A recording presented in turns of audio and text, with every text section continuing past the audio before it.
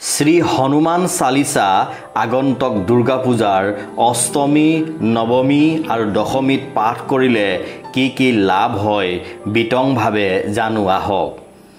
বন্ধু বান্ধৱীসকল, আগন্তক দুৰ্গা পূজাৰ অষ্টমী নৱমী আৰু দশমীত হনুমান চালিসা পুৱা গধূলি পাঠ কৰাৰ অত্যন্ত প্ৰয়োজন আছে। কাৰণ এই দিনকেইটা দৈবিক শক্তি সমগ্ৰ বিশ্বতেই বিৰাজমান হৈ থাকে। মা দুৰ্গাক শক্তিৰ অধিষ্ঠাত্ৰী দেৱী বুলি কোৱা হয়। মা দুৰ্গা হ'ল স্বয়ং নাৰায়ণে সৃষ্টি কৰা মহামায়া, যাক আমি মা দুৰ্গা, মা ভৱানী ইত্যাদি নামেৰে স্মৰণ কৰোঁ।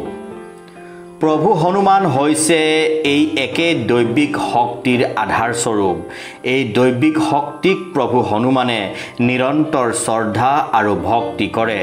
কাৰণ এই দৈবিক শক্তিয়ে প্ৰভু হনুমানক শক্তিমান কৰি ৰাখে।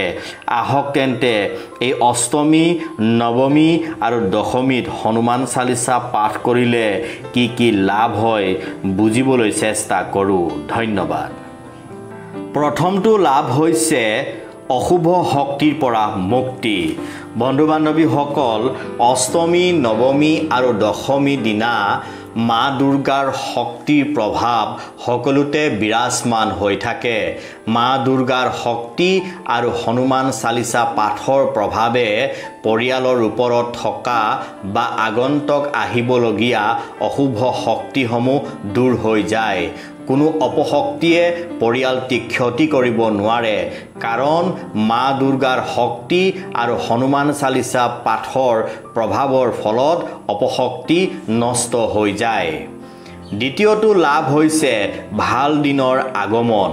অষ্টমী নৱমী আৰু দশমী দিনা হনুমান চালিসা পাঠ কৰিলে বেয়া দিনবোৰ দূৰ হৈ ভাল দিনৰ আগমন হয়। কাৰণ মা দুৰ্গাৰ কৃপা সকলো ভক্তপ্ৰাণ লোকৰ ওপৰত থাকে।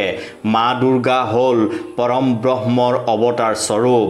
যি পৰম ব্ৰহ্ম অৱতাৰ স্বৰূপ প্ৰভু হনুমানৰ স্মৰণৰ হেতু হনুমান চালিসা পুৱা গধূলি পাঠ কৰে, তেওঁ মা দুৰ্গাৰ আশীৰ্বাদ লাভ কৰিবলৈ সক্ষম হয়।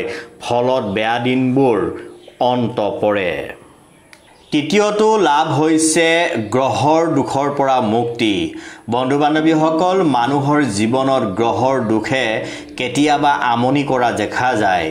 গ্ৰহৰ দুখৰ ফলত মানুহৰ ইচ্ছা পূৰণ হোৱাত বাধা আহি পৰে।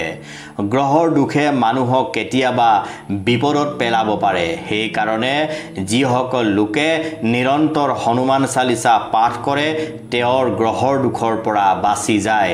সেইকাৰণে অষ্টমী নৱমী আৰু দশমীত পুৱা গধূলি হনুমান চালিসা পাঠ কৰি মা দুৰ্গাৰ প্ৰতিমাত সেৱা শৰাই আগবঢ়ালে গ্ৰহৰ দুখ অতি সোনকালে দূৰ হৈ যায়।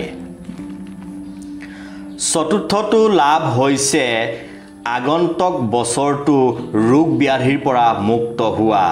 যিসকল লোকে অষ্টমী নৱমী আৰু দশমী দিনা হনুমান চালিসা পাঠ কৰি দেৱী দৰ্শন কৰে আৰু মা দুৰ্গাক হৃদয়ত স্মৰণ কৰে, তেওঁৰ দেহৰ পৰা ৰোগ ব্যাধিসমূহ নোহোৱা হৈ যায়। সেইকাৰণে মা দুৰ্গাৰ নামত এগছি চাকি আৰু এখনি শৰাই বছৰটো মংগলৰ কাৰণে অৰ্পণ কৰিব লাগে। পঞ্চমটো লাভ হৈছে শান্তি আৰু আৰ্থিক সমস্যাবোৰ দূৰ হোৱা। যিসকল লোকে অষ্টমী নৱমী আৰু দশমীত পুৱা গধূলি হনুমান চালিসা শ্ৰদ্ধা সহকাৰে পাঠ কৰি মা দুৰ্গাক হৃদয়ত স্মৰণ কৰে, সেইসকল লোকৰ ঘৰলৈ শান্তিৰ আগমন হয়। অশুভ শক্তি আঁতৰি যায়। ফলত পৰিয়ালত থকা বিভিন্ন সমস্যা যেনে আৰ্থিক, পাৰিবাৰিক আৰু সামাজিক সমস্যাবোৰ ক্ৰমাৎ দূৰ হ'বলৈ আৰম্ভ কৰে।